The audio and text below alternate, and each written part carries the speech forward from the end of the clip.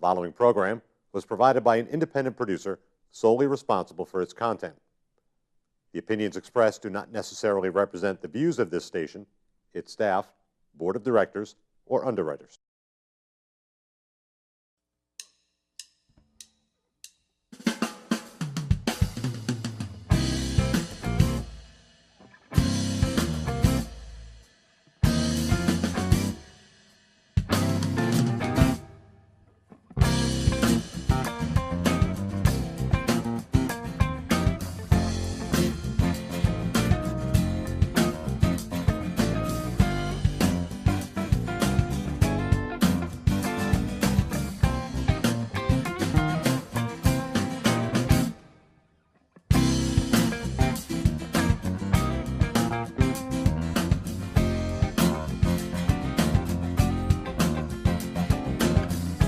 Welcome to City Chronicles. I'm Kevin Avard, your host, and today I have a special guest, Lindsay Rinaldi, with the Nashua Community School of Music. Did I get that right? Nashua Community Music School. Nashua Community Music School. You got it. Welcome to the show. Thank you. Now, you're the newly executive director? That's correct. I'm the new executive director. I took over just in the summer months of 2014. I've been teaching at the Nashua Community Music School for a few years now, and this opportunity presented itself to me, and I'm really excited to help, build the school and bring it to the next level. Now, you've taught, and you've been classically trained. That's correct. Now, where did you get your training? Oh, where first? My undergraduate degree I did at the University of Maine up in Orono, like way north, because I love the snow. And then I did my grad work at the Lindsay School of Music in Cambridge in Massachusetts. And I also studied abroad in Italy for quite some time, various schools and gigs. They're there doing operatic stuff. And gigs. I've never heard of an opera being called a gig. Oh, absolutely. Yeah. Absolutely. Interesting. So you're a diva. I am a little bit, yeah. What are some of your favorite selections of music to sing? To perform? Oh, where do we begin? My favorite style is bel canto opera, which is 19th century Italian opera. It's a very specific style that has lots of ornamentation and like flowery accents and ornaments in the music. And then the orchestra is very, very quiet. So we get to show off a little bit. Right. And then when the singing is done, the orchestra gears up, and it's just a very dramatic place to sing. Now, when you talk about opera, is it more of a story? Is that what opera is? Yes, it's a story set to music. Technically, the definition of opera is a drama set to music. So the stereotype, usually when kids think of opera, the stereotype is the large woman with the horns. That's why I play the little sister in almost everything that I get cast in. Right. So, but are we off to think that opera is just the large woman or the large man think with the horns? I mean, there's some beautiful things out there, isn't there? There are, and the large woman with the horns has a lot to say, and those are good operas too. Those are German operas.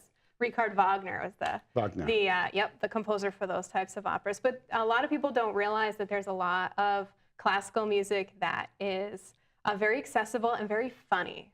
One of the Mozart has a lot of operas that are actually comedic in nature and sometimes almost slapstick. There's a lot of like role reversal and confusion and surprise and never do you associate humor, at least in our culture, with opera. Yeah, and I think that's something that needs to change because it's definitely a more dynamic part of the art form that a lot of people don't necessarily recognize immediately as an option. When you think of the German operas, are they talking about history at all too? Do they talk about the times, the zeitgeist, or the spirit of the day, or? Occasionally, like certain operas are based on history, certain are based on like ancient Greek tragedies. That's a really popular genre of different operatic styles. But there's a lot that are just based on fables, childhood fables, and those are the ones that are expanded. I mean, like Hansel and Gretel and things like that. Yeah, Cinderella is a really popular one set in a lot of different languages. Oh, really?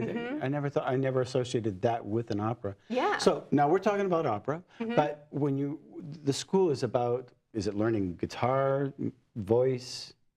What is it? Yeah, the Nashua Community Music School is a nonprofit organization that really works to provide opportunities for the greater Nashua area, and not just Nashua, Hudson, Hollis, you know, all around, to really provide opportunities to explore and learn many different types of instruments and many different types of ensembles.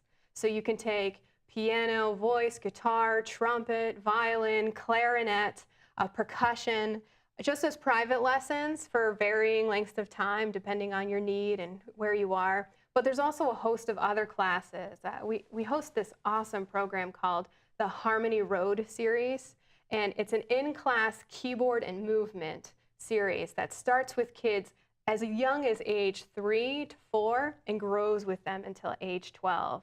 And it integrates the general principles of music and pitch and rhythm, but also with movement and lots of engaging activities. So it gets the kids really interested at a young age and involved. So then by the time they get to an older level and they're more ready to study, you know, they're there. They understand, like.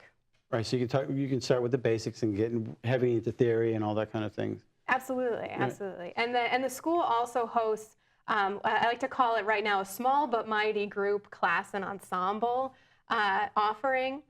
We've got these ensembles that are really, I think, different in comparison to, you know, what you see in the general area. We have this wonderful percussion instructor. His name is Ray O'Coin, and he started this group called Trash Talk. It's a recycled percussion ensemble that they play specifically with like trash cans, recycle buckets, dowels that you would get at Home Depot. In New York or in Boston. Exactly, right. Exactly. And this ensemble, you know, it's called the Trash Talk Percussion Ensemble, meets on Monday nights, and it basically just introduces the idea of like the street drumming to all different ages.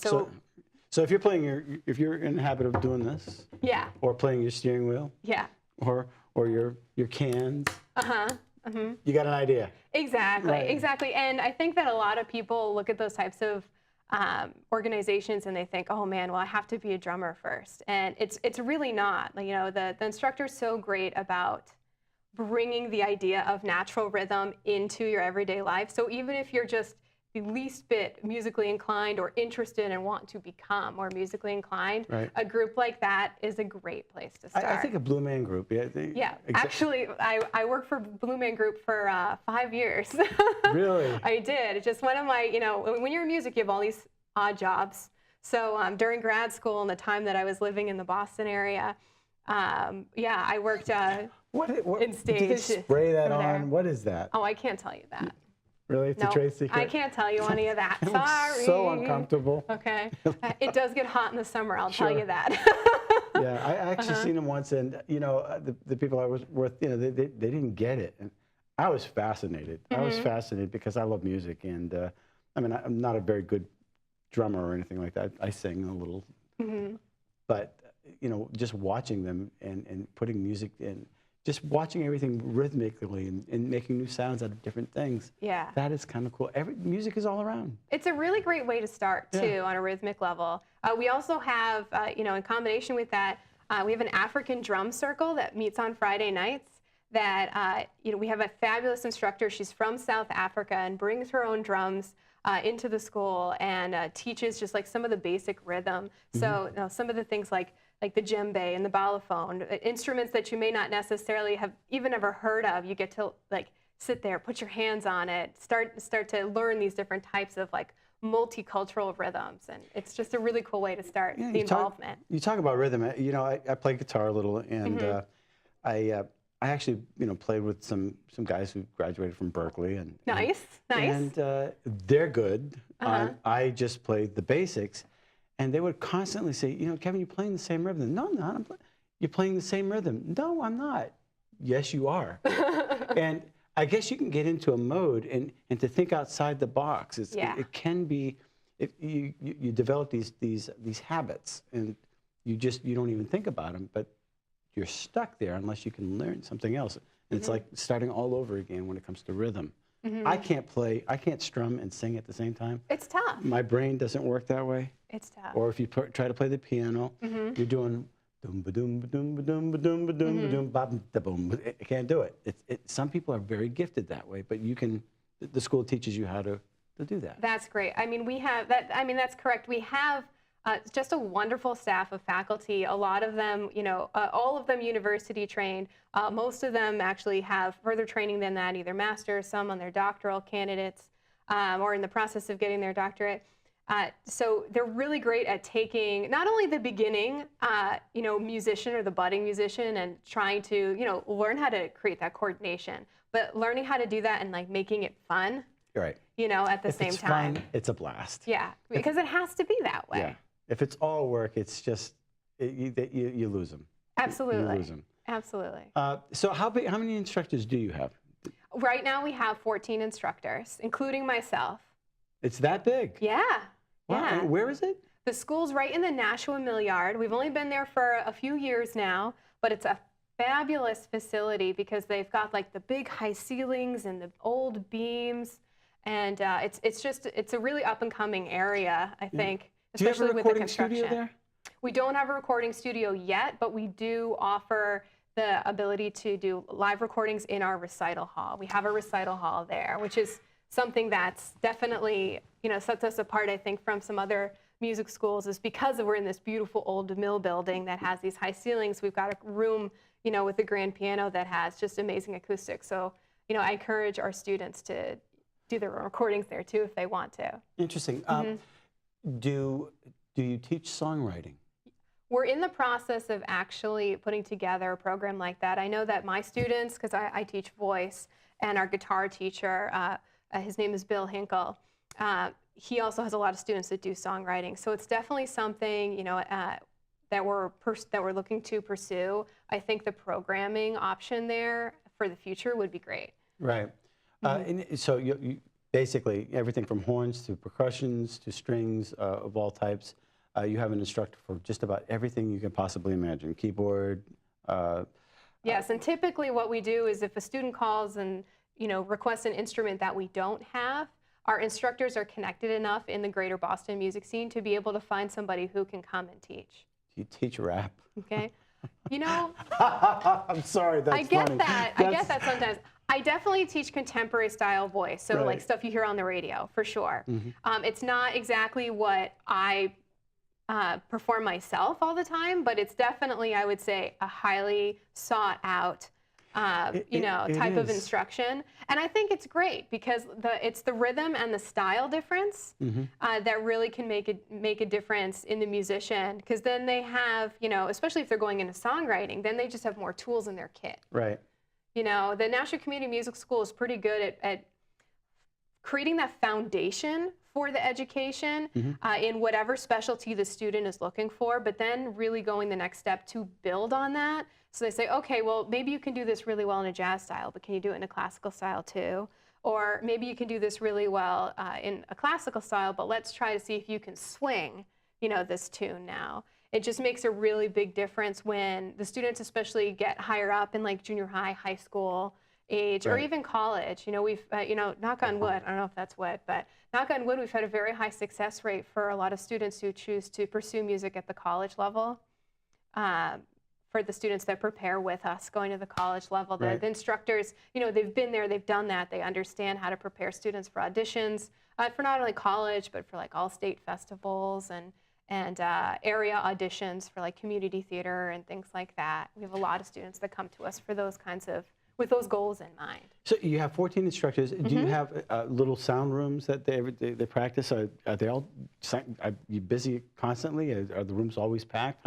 It's pretty busy. It's pretty busy. We have 7 studios that are small-ish. Right. I mean, they're a normal studio. It's not like a sardine or anything. Right. Almost all the rooms, I think there's only one room that doesn't have a piano. So they all have an upright piano in them. So there can't be that small. Then we have a full recital hall as well as a waiting area and a main office. How big is the recital hall? So the recital hall right now sits between like around 150, 175. It's not a formal stage, but it's an open room with a high ceiling. And the acoustics in there are good? Yeah, they're very live. In fact, sometimes when we do like brass stuff, we have to like put stuff on the walls to deaden it a little bit. Oh, yeah. So, but voice and strings and piano, just beautiful. Have you ever tried to sing in a room where it's all carpeted and you can't get the bounce from the wall? It just dies. It just out your mouth and down. It totally. I have a little office where I'll play my guitar, and I'm trying to sing a song, and I just can't get into it in my office because it's dead. You need that. I'd rather go sit in a stairwell and listen to the bounce in the stairwell and listen to my voice or listen to the guitar, and it automatically inspires you. And I know they try to duplicate that in recording studios through the head thing, but it's still not the same. You want to feel that through your voice. And, you sound better to yourself, obviously, but you can gauge where you're going to go with your voice. It's the whole like singing in the shower effect. I can't tell you how many students come up to me and they're like, "Well, I really only sung in the shower," or "I really only sung in the car." I'm like, that's okay. Yeah. We have a fabulous new singing instructor. Her name is Laura Smith. She's from Oklahoma City, and she went to the same graduate school as I did, and we became fast friends, and she's now in the New Hampshire area, and she's going to be teaching a group voice class for us to kind of help, introduce the fundamental principles of singing to like the younger ages, like 8 to 12, as well as doing private lessons. And she's great because her expertise is not only in the classical field, but also she's really big into the Broadway and popular sound. I like Broadway stuff. It's a really good foil. It's fun. Do you have, are there scholarships? Do some of the local schools work with you? Do you go into some of the local schools and show instruments and try to get some interest? It's definitely an avenue that the school wants to start to pursue. Up until now, there hasn't been a lot of that type of involvement, but with me taking this role just so recently, it's definitely like right on the forefront. Like I want to be in the schools.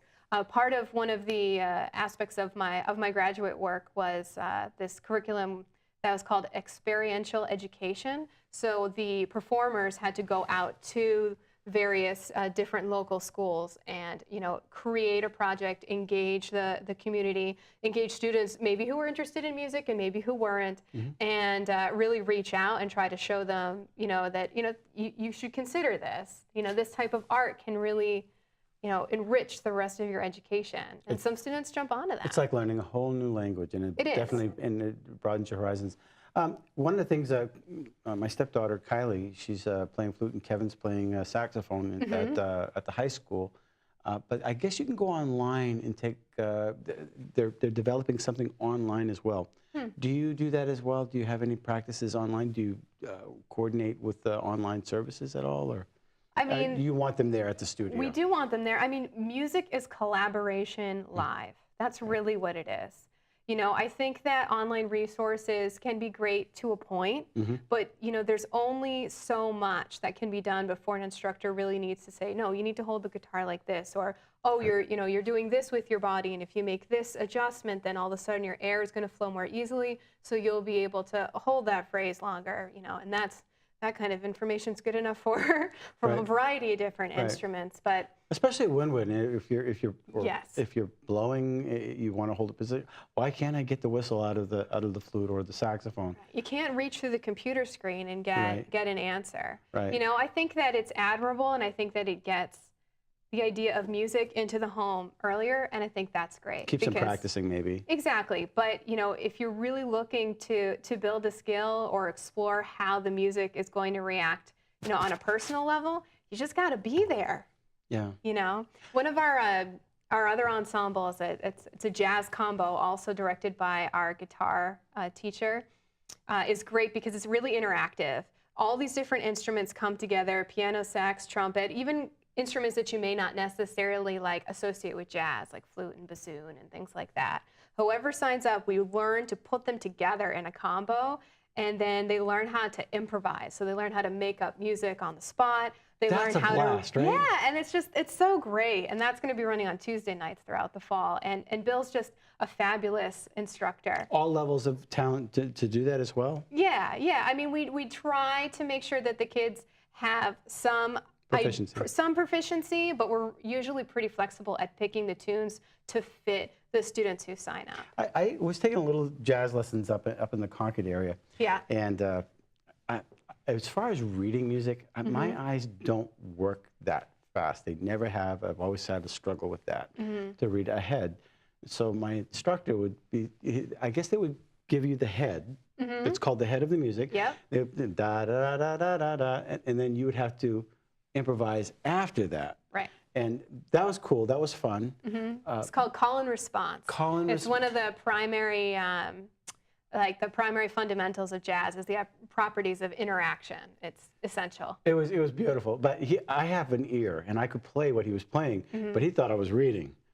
I wasn't reading. I was listening. So you tricked him. Oh, definitely. And then he caught me. And you're not reading that, are you? And no, because he played something different, and I was following what he was playing. And well, he was kind of impressed, but at the same time, kind of disappointed. Yeah. But my reading level of the notes in advance could not. My fingers could work a lot faster. So I'm more of an ear type of person. But it was fun, and learning how to improvise, but again, I get caught in modes, and you got to break out of the modes, and that's a hard thing to do. Well, we really try to bridge that gap, because it's really important to be able to read and hear. Yeah. You know, so having instructors that are encouraging in that area are really beneficial for our students. Yeah, interesting. So when somebody comes to you and they can't sing, they are tone deaf, what do? That's got to be hard. You know, what I found, and maybe this is just something because I'm particularly fond of working with students who come to me and say, like, I can't sing, I can't match pitch, I can't do this. You know, I have found that a large percentage of those students are just not necessarily using their air appropriately. And I'm not saying this for everybody, but I'd say a large percentage, once I start to work with them to fix the airflow, it really starts to correct the pitch. And sometimes it happens rapidly, sometimes it takes time. But I really do feel that anybody, in terms of singing at least, that anybody who wants to sing, who loves to sing, can get to a point where they can feel comfortable to do so. Not saying that every single person who walks into the school is going to become a Metropolitan Opera star or the next American Idol, but if it makes you happy, you know, if it makes you happy and you start to feel confident, you realize, hey, you know, I did that way better than I did 4 months ago or 2 months ago.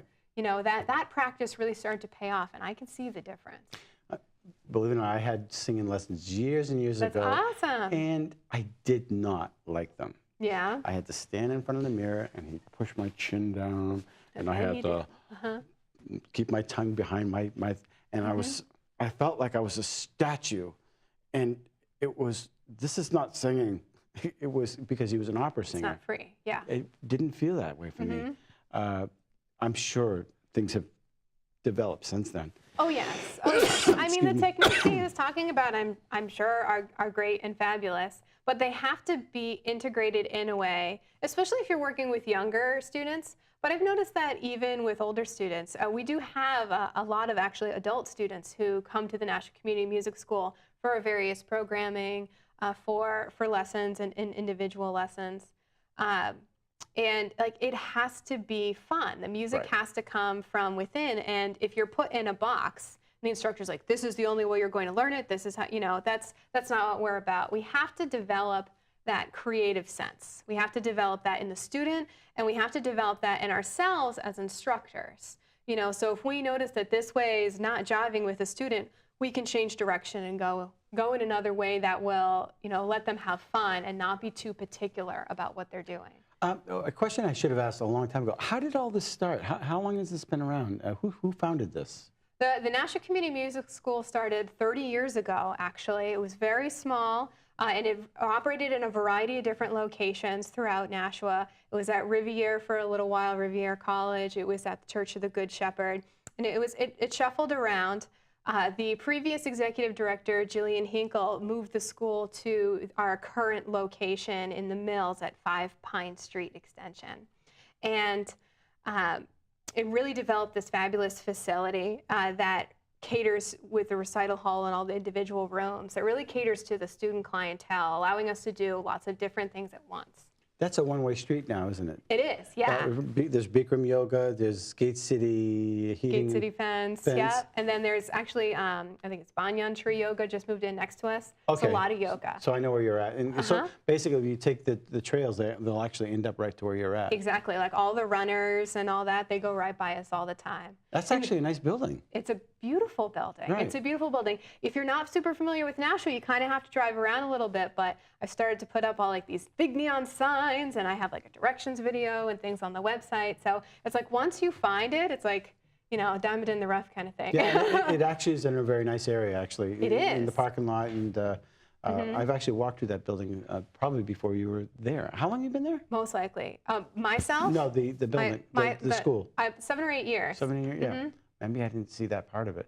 But yeah, the landlord does a good job taking care of the property. Yeah, so it's safe, it's comfortable, it's a nice area. Yes. And so that's interesting. Do you do video there at all? Well, not as of yet. We certainly are welcoming in terms of like advertising. We're trying to get more videos to be made like during the recitals and during different performances. During our upcoming open house, which is between September 15th and 19th. It's basically every single day of the week. There's going to be different activities each day. There's going to be faculty performances. There's going to be the opportunity to take a tour of the school, to view a private lesson, to take part in some of the awesome group classes and ensembles I talked about before. But we're going to have hopefully some video coverage of that event, as well as a photographer coming in to kind of like shoot all the action. Sure. Yeah. Do you have any sponsors? As of right now, the Nashua Arts Commission is our primary sponsor, but we are absolutely looking for additional sponsorship. Interesting. Okay. As a nonprofit organization, it's essential. Sure. You know, our operating costs aren't covered by tuition in order to make sure that all of our families can, you know, afford the lessons and take part in all the great events that go on there. So how do people get in touch with you? The best way is really through email or phone. And there's a Facebook page? And there's a Facebook page, the Nashua Community Music School Facebook page. You can definitely like us on there. Go and see our different activities. Do you showcase some of your students at all? Absolutely, absolutely. We do recitals every single term, and they're usually mixed instruments. So sometimes you'll have like voice, piano, and trumpet on one. Sometimes you'll have like an all clarinet recital. It just depends on who's ready and who's ready to promote. We're going to be doing our first round of recitals in October. I believe it's October 18th and 19th in conjunction with the Art Walk in Nashua. Oh, wonderful. We're going to be doing a partial recital at the library. We've kind of joined forces with them a little bit on Sunday, and then on the Saturday we'll be hosting our own. Well, thank you for coming on Gate City Chronicles. I appreciate it. It's Lindsay Rinaldi. Yes, Lindsay Rinaldi. Rinaldi. Yes, the Nashua Community Music School. Wonderful. And thank you for watching Gate City Chronicles. Please, if you want to learn an instrument, get involved. An instrument can be the best friend. Thank you for watching Gate City Chronicles, and we want to thank our sponsor, Avard, the Dean of Clean. You can reach them at 603-521-7657. If you need your carpets clean, call Avard.